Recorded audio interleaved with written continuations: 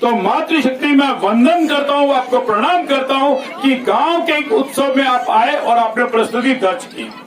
दूसरी ओर मैं देख रहा हूं कि धूप में भी मेरे वरिष्ठ मेरे बुजुर्ग पिता तुल्य आज धूप में भी आज इस बच्चों के इस कार्यक्रम में क्रिकेट के महाकुंभ में जो लगभग 7 दिन चलेगा, 8 दिन चलेगा, कितने दिन चलेगा जी?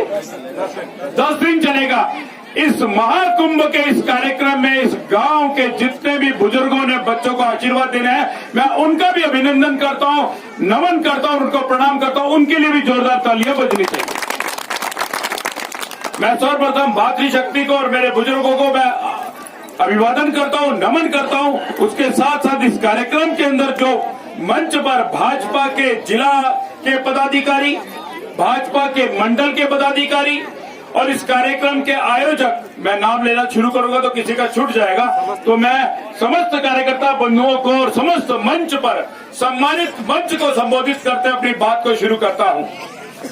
मेरा वंचित समाज का कोई नेतृत्व, मेरा वंचित समाज का युवा साथी कुछ भी काम करता है तो उसके फोन के बाद मैं सोचना बंद करता हूं और मैं उस कार्यक्रम का हिस्सा बनने के लिए तैयार होता हूं। और आज सुबह हमने तय किया कि हमको जाना है। मैंने कहा जय सिंह जी कैसे जाएंगे हम? कहना बुरा, उन्होंने कहा आप दौसा तक आइए। और रात को एक ही ट्रेन बची थी जो सुबह 4:40 में चलती थी दिल्ली से, और 4:40 में ट्रेन चलनी थी। मुझे घर से 3 बजे निकलना था क्योंकि ट्रेन का स्टेशन का दूर था। तो जब मुझे 3 बजे निकलना था तो आप सोच सकते हैं मैं सोऊंगा या नहीं सो पाऊंगा।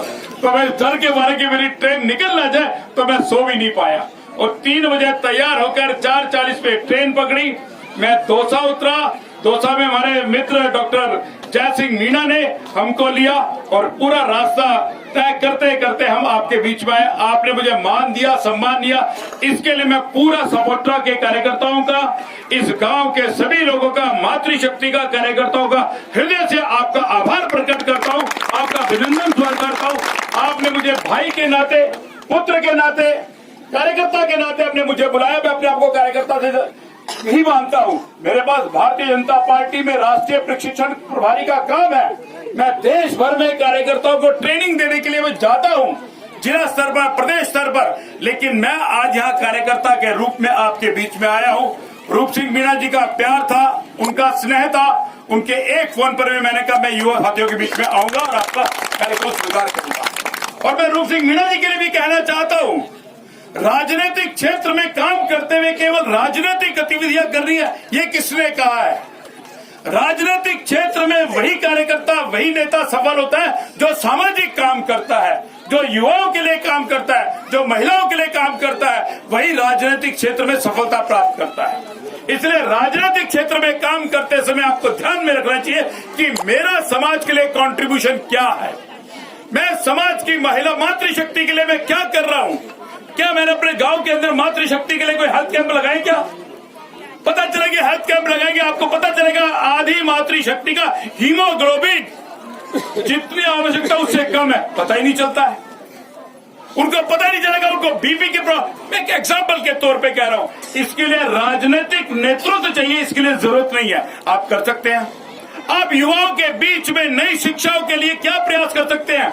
मैं जानता हूं डॉक्टर जय सिंह मीणा, ये भी यहाँ मंडावरी से, मैं भी राजस्थान से जुड़ा हूं, अजमेर लाडू से जुड़ा हूं। मैं, मेरे पूर्वज भी राजस्थान के थे, अजमेर और लाडू के थे।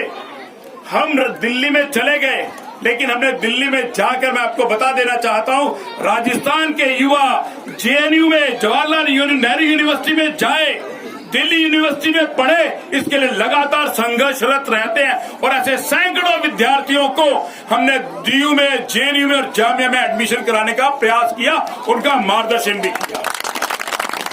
और आपको ये भी बता देता हूं, अभी दिल्ली विश्वविद्यालय में बहुत बड़ी संख्या में, रूप सिंह जी, बहुत बड़ी संख्या में मीणा प्राध्यापक है। डॉक्टर जय सिंह मीणा जी खुद प्रोफेसर है। और आपकी जानकारी के लिए, आप ही के गांव की आपकी बेटी, इनकी धर्मपत्नी सुमन मीणा भी कॉलेज में प्रोफेसर है।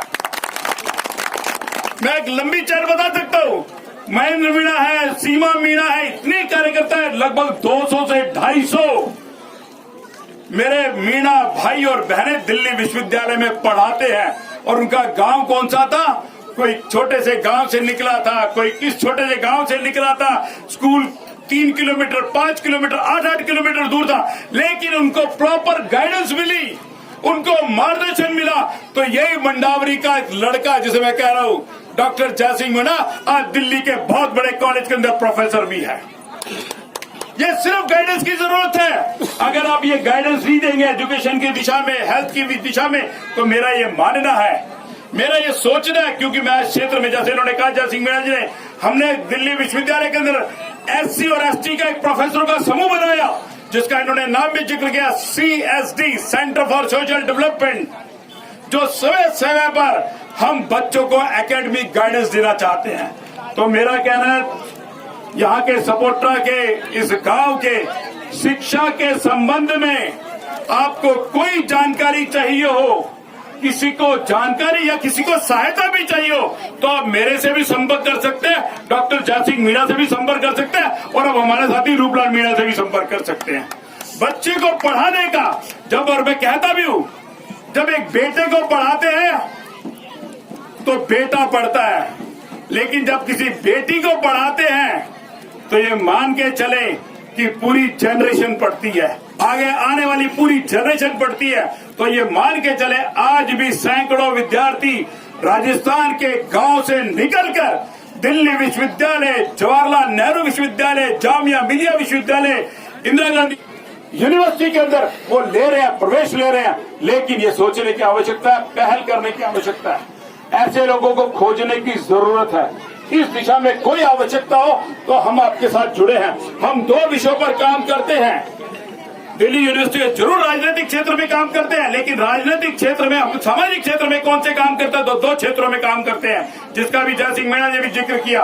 एक, हम शिक्षा के क्षेत्र में काम करते हैं, और दूसरा हेल्थ के विषय में काम करते हैं। हेल्थ मतलब स्वास्थ्य के विषय में, युवाओं का हेल्थ का विषय हो सकता है, महिलाओं का हेल्थ का विषय हो सकता है, बालिकाओं का हेल्थ का विषय हो सकता है। इन स्वास्थ्य के और शिक्षा के क्षेत्र में लगभग कई वर्षों से हम काम कर रहे हैं। हमारा प्रयास छोटा होगा, लेकिन हम प्रयास कर रहे हैं। इस देश के अंदर बड़े बड़े नेता, बड़े बड़ी सरकारें बड़े बड़े काम कर रहे हैं। जैसे मैं कई बार कहता हूं कि उन कामों से भगवान राम ने जब लंका पे चढ़ाई चढ़ी, तब चढ़ाई चढ़ते हुए वहां पर हनुमान, नल, नील, जामवंत जैसे बड़े बड़े योद्धा थे, वो पुल को निर्माण कर रहे थे, लेकिन वहां एक छोटी सी गिलहरी भी थी। वो गिलहरी क्या करती थी, समुद्र में जाती थी, गीला होकर आती थी और मिट्टी में लौटती थी, लोटपोट होती थी, और फिर जाकर वो 2 पत्थरों के बीच में अपने आप को फिर पानी में गीला करती थी। तो एक बार भगवान राम ने कहा, तुम क्या कर रहे हो? तो उन्होंने कहा, प्रभु राम, इतना बड़ा पुण्य का काम हो रहा है, जहाँ हनुमान, नल, नील जैसे लोग बड़े बड़े काम कर रहे हैं, तो मैं इस पुण्य को कैसे छोड़ सकती हूँ? तो इन 2 पत्थरों के बीच में मैं भी मिट्टी भरने का काम कर रही है। था गिलहरी प्रयास। बड़ी बड़ी सरकारें काम कर रही होगी, लेकिन मेरा भी एक गिलहरी का प्रयास हो, इसको हमें चिंता करने की जरूरत है। दूसरी बात मैं ये बता देना चाहता हूँ, इस देश में हम बड़ी बड़ी बात करते हैं, बाबा साहब अम्बेडकर की बात करते हैं। एक बार 1936 की बात है, डॉक्टर बाबा साहब अम्बेडकर और नेहरू और जिन्ना, ये बहुत बड़ी शख्सियत हुआ करते थे। 1932 में पूना पैक्ट हुआ। उस पूना पैक्ट के बाद एक इंग्लैंड का पत्रकार और एक अमेरिकन पत्रकार डॉक्टर अम्बेडकर से और गांधी से और जिन्ना से मिलना चाहते थे।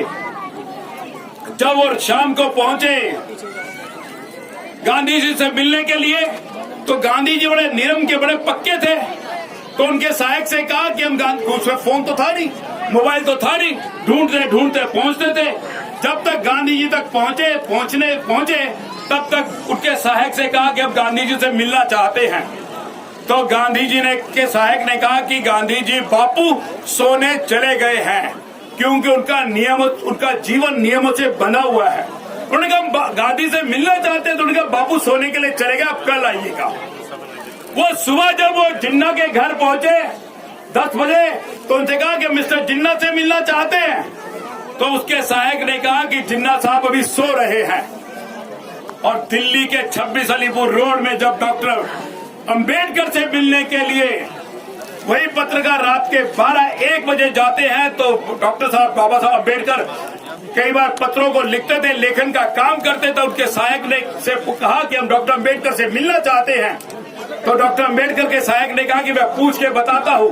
वो अंदर गए और डॉक्टर अम्बेडकर से बात की कि आपसे 2 पत्रकार मिलना चाहते हैं। तो उन्होंने कहा कि उनको बिठाओ, मैं कुछ लेखन कर रहा हूँ, कुछ लेखन का काम कर रहा हूँ, उसके बाद मैं आपको बुलाता हूँ। उन्होंने अपना लेखन का काम पूर्ण किया। पूर्ण करने के बाद उन्होंने उन पत्रकारों को बुलाया और पत्रकारों से बातचीत करते रहे, उनके प्रश्नों का जवाब देते रहे। लेकिन जाते समय एक पत्रकार ने पूछा, डॉक्टर अंबेडकर, हम एक से बात करना चाहते हैं कि पूरा जब हम जिन्ना से मिलने गए तो वो सो रहे थे, जब हम गांधी से मिलने गए तो वो सोने जा चुके थे, लेकिन हम रात के 12-1 बजे आए, लेकिन आप जगे हुए हो। तो उन्होंने कहा कि उनका समाज जगा हुआ है इसलिए वो सो रहे हैं और मेरा समाज अभी सो रहा है इसलिए मैं जगा हुआ हूँ। तो मित्रों, अपने समाज को अगर जगाना है तो आपको जागना होगा, आपको जागना होगा। जिस प्रकार मैंने कहा कि राजस्थान की भूमि से सैकड़ों विद्यार्थी अभाव की स्थिति में, सुविधाओं के अभाव में दिल्ली तक पहुंचे और आज बड़े बड़े पदों पर पहुंचे हैं, वकील बने हैं, डॉक्टर बने हैं, इंजीनियर बने हैं। इस दिशा में हम भी कुछ काम करें, राजनीतिक क्षेत्र के साथ साथ हम सामाजिक काम भी करें, ऐसा मेरा आपसे आह्वान है। मंच पर बैठे हुए सभी लोगों से भी मेरा आह्वान है। दूसरा, आज युवा साथियों को मैं आभार करता हूं और अभिनंदन करता हूं और पूरे मंच पर जो सम्मानित मंच है और खासकर इस कार्यक्रम के आयोजक रूपलाल मीणा जी का मैं अभिनंदन करता हूं कि आपने इस बहाने इस 3 जिलों के मीणा जी इस 3 जिलों के खिलाड़ियों को 3 जिलों के खिलाड़ी, मेरे ख्याल से करौली जिला है, दौसा जिला है, सवाई माधोपुर, 3 जिलों के युवाओं को आपने यहाँ आमंत्रित किया है और एक कार्यक्रम किया है। इसके लिए आप बधाई और युवाओं का प्रोत्साहन के लिए मुझे लगता है जब जब क्रिकेट मैच चलेगा तो हमारे बुजुर्ग, चाहे बच्चा किसी भी क्षेत्र का होगा, किसी भी गांव का होगा, लेकिन उसकी हौसला अफजाई आप करेंगे और उस युवा का उत्साह वर्धन करेंगे। इसी के साथ आपने मुझे बुलाया, आपने मान सम्मान दिया, मैं दिल्ली से चलकर आपके बीच में आया हूँ। आपके लिए आभार, अभिनंदन, बहुत बहुत प्रणाम। अगली